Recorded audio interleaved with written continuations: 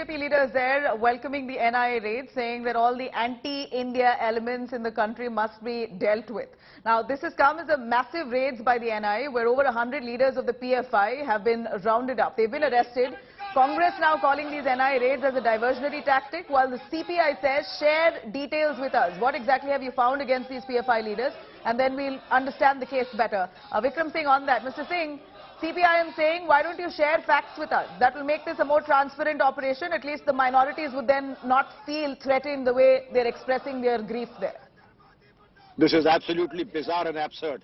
The investigating agencies cannot share details with anyone, much less others who have no need or requirement of sharing sensitive knowledge, evidence and information. Only the courts and the CVC and others who have a right to know will have the need to know, and they will be privy to all the evidence. Asking for evidence in respect of such sensitive information is bizarre and in extremely bad and poor taste. And though there was another panel I heard talking of first talk of Mahangai and Berozgari. It may take another 50 years before we get over Mahangai and Berozgari. Do you for a moment feel that we have to wait for 50 years to handle anti-national forces and those who are working against the interests of the nation? Well, how absurd and how bizarre can politics become? I don't know who that gentleman was, but my strong condemnation of such things, that please don't bat for anti-national forces. You're with the country, with your motherland, not with those who are working. Mr. Singh, of course, politics is something that we can't stop in the country. We will see back and forth, and that's almost the norm here in India. We have that many political parties and that many opinions. Now, if you could tell us, the NIA specifically, how do they carry out raids? On what grounds and basis do they launch the nationwide raids? Unless and until they have something substantial, we know that the NIA wouldn't crack down in such a manner. So why don't you give us an understanding on what do you believe the NIA may have found substantially to launch this pan-India raids against the PFI senior leadership? In fact, all the top leaders of the PFI, we believe, in every state have been picked up. Now let me tell you, PFI and SDPI have very deep pockets, and if they could collect 140 crores before the CA agitations, 40 crores for the Bengaluru riots, they have very deep pockets. Now, NIA, the way they work, have actionable intelligence that are channelized through sister agencies and their own network of intelligence.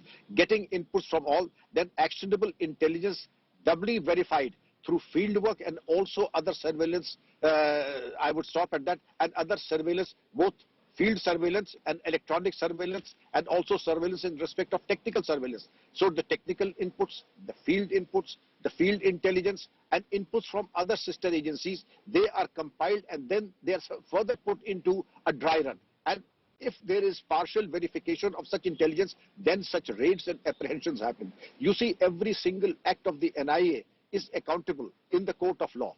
Any false step and one is over the cliff and then career is finished of that officer who works in an irresponsible manner, perverse manner or a vindictive manner. It is just not possible. NIA has the best talent pool amongst all the agencies in the country. And I for one would like to believe that they are putting their best foot forward.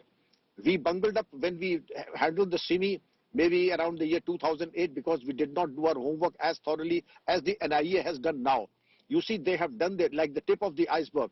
They did not. We were talking of banning the FI for the last 2 or 3 years, you may recall. That was my next question to you. Why so far has there been no ban? The NIA itself has already branded the PFI as a radical extremist outfit. Then what took them so long for them, one, to launch these nationwide raids? We were hoping that they do it earlier. And why no ban so far? Do you believe that they should have been done long ago? We would have probably dealt with much earlier on.